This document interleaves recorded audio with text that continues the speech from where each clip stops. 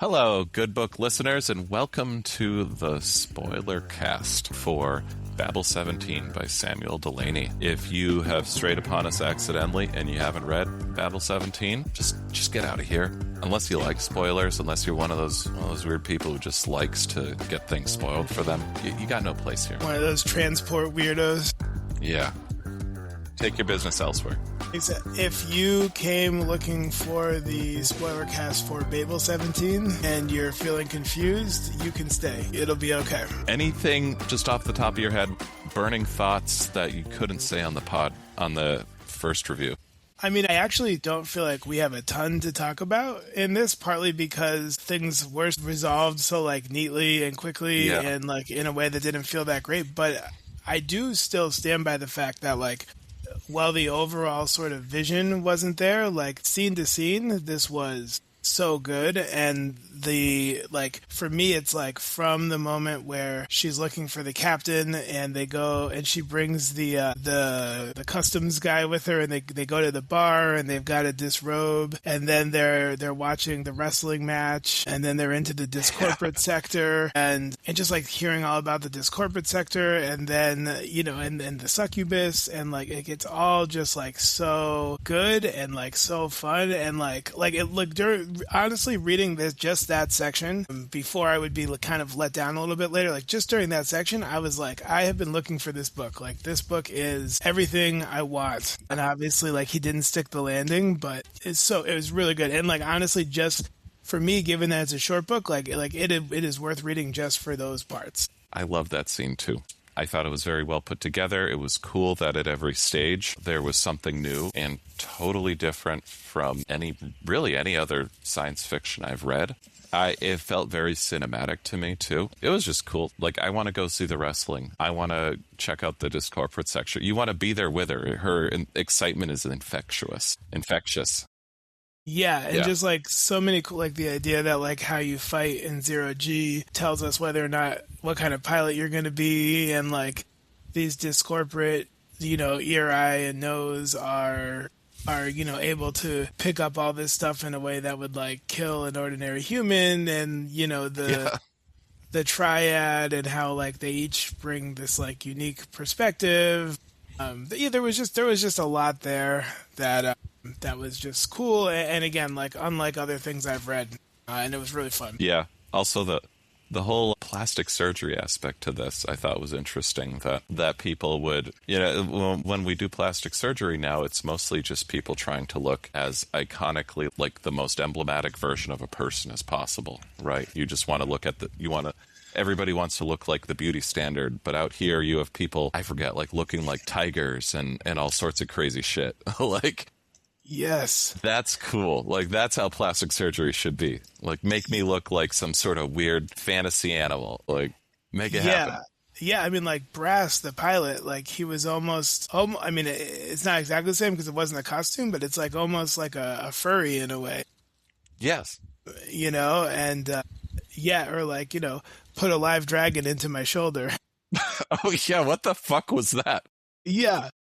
I forgot about that. That was so strange. But it kind of makes sense to me, right? Because it's I feel like tattoos were probably, I mean, now everyone's, tattoos are all over the place, but it's probably much less common then. But I'm sure, in Delaney's world, a lot of people were getting tattoos. And, it was probably normal for someone to get, a dragon tattoo on their shoulder or their back or whatever. So then, in his future, the idea that you would just get, an actual dragon. I can see the logical leap. Yeah, it totally makes sense in that context. Yeah, that was so. All that stuff to me was just so fun and sometimes I love to read for the just the depth of the themes or the depth of the characters and all, but this was one of those again kind of Niftaline where I'm here because this is just so fun. Yeah, 100%. I realized pretty quick it was getting very episodic, and I was just I'm going to see where it goes. And that's a fun way to read, know. And ultimately the ending was just, I felt like he was just trying to get it all done.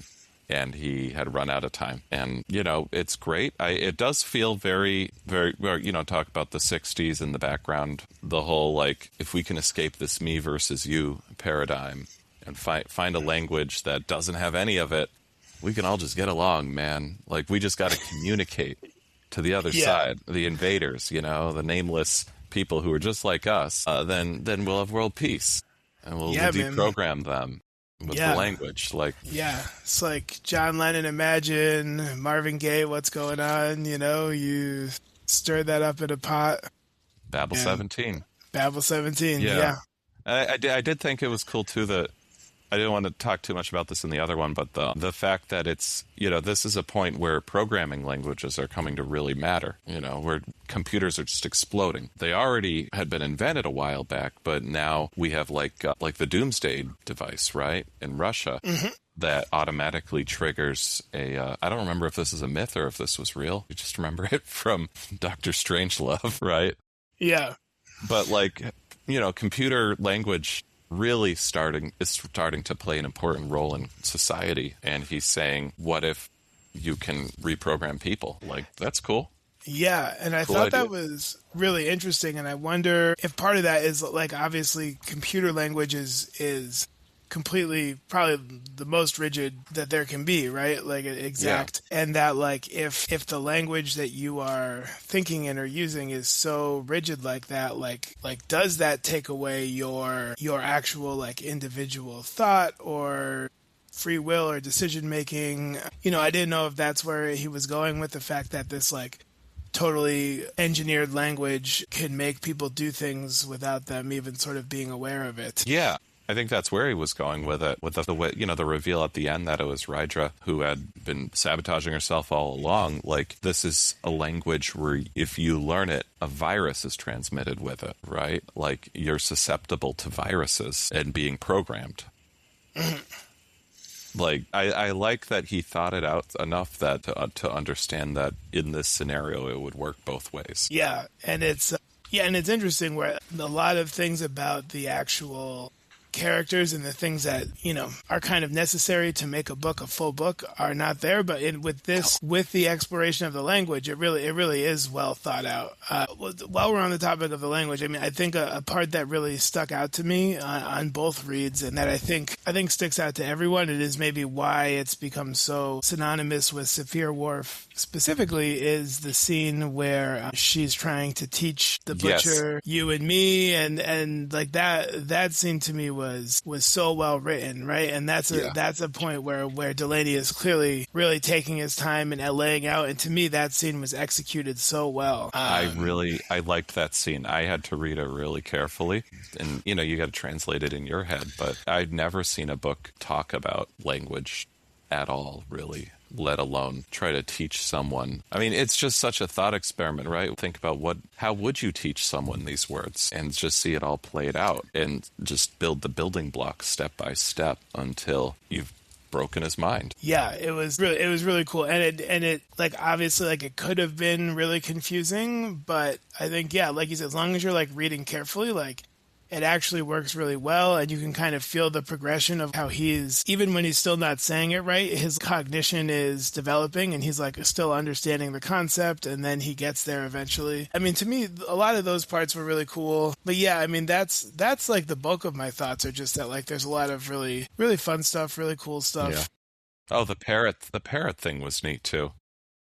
Yeah. Where she was like, of course, I like that he thought about what would being a telepath mean in this way. And not just like, I'm reading the thoughts and I'm cool with it, but a child encountering this and not knowing what it was. Of course, that would be terrifying. Yeah.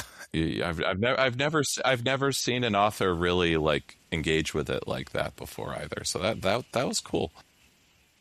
Yeah. He's a very creative dude. I gotta read more of what he's done. Yeah. For sure, yeah, I'm definitely going to. I mean, Dahlgren in particular, from what I hear from people, like, you'll either love Dahlgren or you'll hate it, and if you love it, it'll be like one of your favorite books that you've ever read. Okay. If you hate it, obviously not.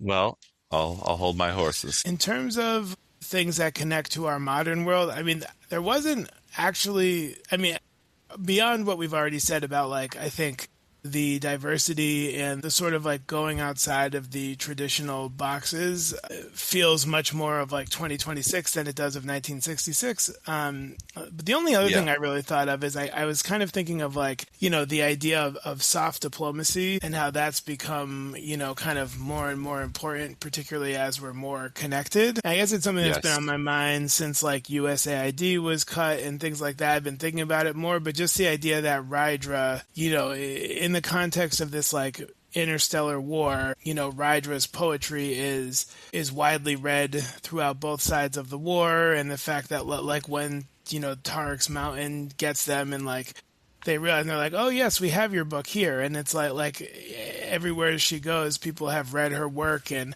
are familiar with her, and just the idea that like language and we do have these shared experiences that we all have regardless of where we are or what our background is that really connect us, and sort of just like the power that something like poetry and language can have. Yeah, it took language seriously. It was just an aside, but that whole bit about how when they had to communicate to the other culture, they had to start by saying what we defend our home means.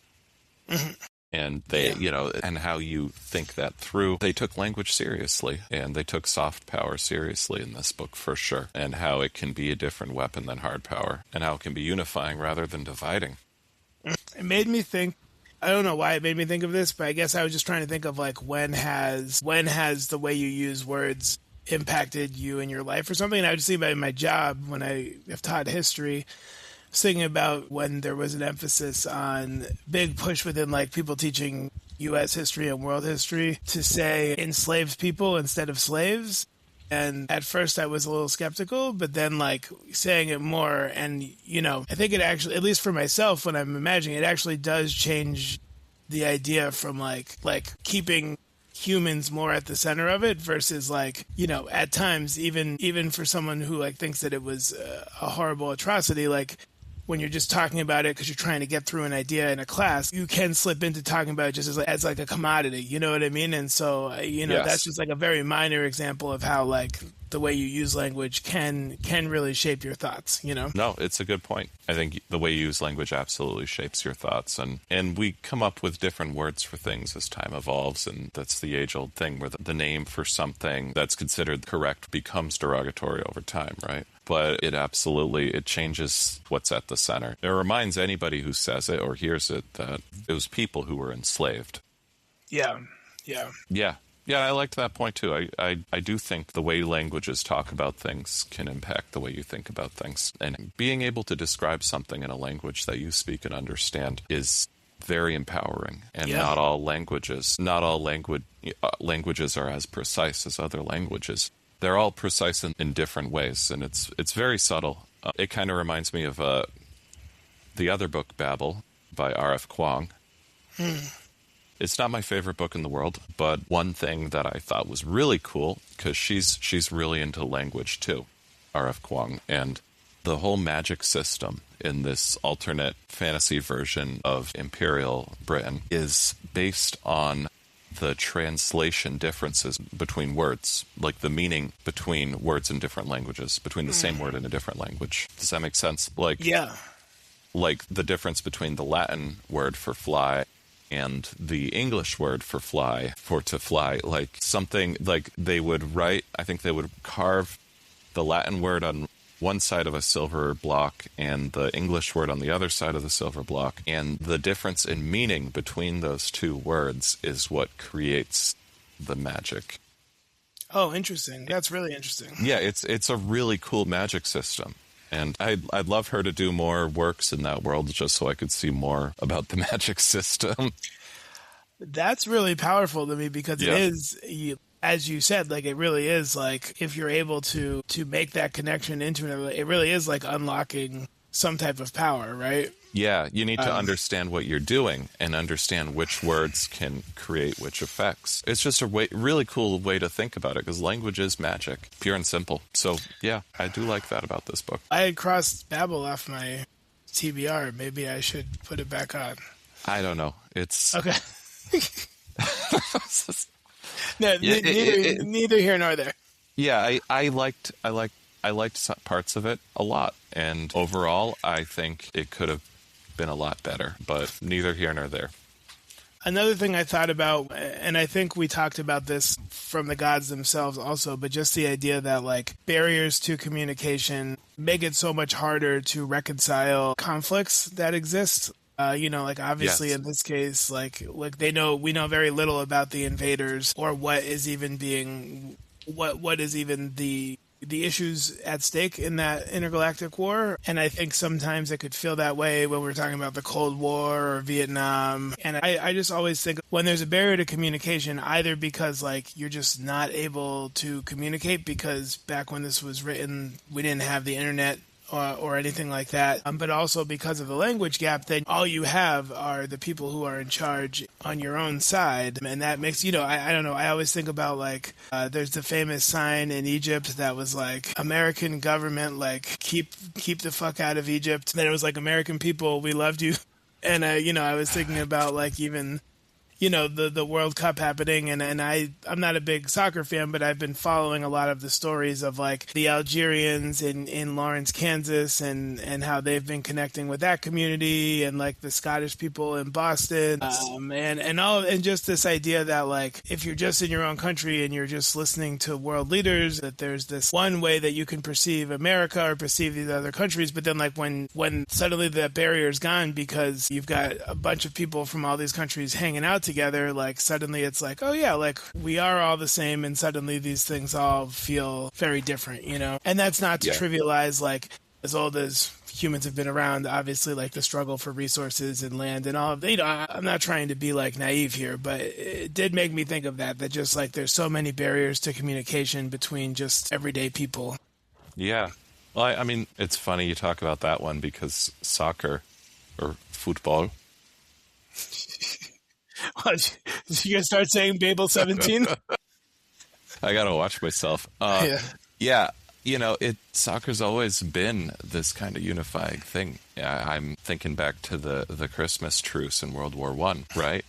Where both the Germans and the Brits, both sides who ostensibly had a lot of reasons to shoot each other. Well, I should say not a lot of reasons, but they were supposed to be shooting each other. They all got out of their trenches on Christmas in, was it 1914, the beginning of the war, and they just went and hung out with each other and played soccer and drank and sang and partied all night. And after that, the generals on both sides shut that down and made sure it was never allowed to happen again. Because if everybody was allowed to talk to each other and realize that the other side's human, just like them, and they like soccer and drinking and singing just like them, then there's going to be no war. Nobody's going to want to fight. And I think that's definitely part of this book. Yeah, and it's not the first time it's come up on this season, and it won't be the last time.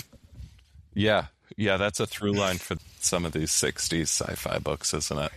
Man, I mean, I don't want to leave an underwhelming spoiler cast, much like this book ended up being a little bit underwhelming. But I mean, we can talk. I mean, is there anything about the ending that you want to say, or? No, I think we've said it all. It was the logical conclusion to the idea he was trying to communicate. Yeah. But that wasn't enough for me. If you want to write, wouldn't it be great if a language could be created that would help create world peace? Like, you could write that in a sentence. I don't need a book. If you're writing a book, I want a good book. I want it fleshed out. I want you to put effort into the whole thing. And I've got no right to judge Samuel Delaney, and I'm not judging him. This is just my one opinion that I really loved parts of this book. Obviously, the language thing is really cool, but the ending just lacked something.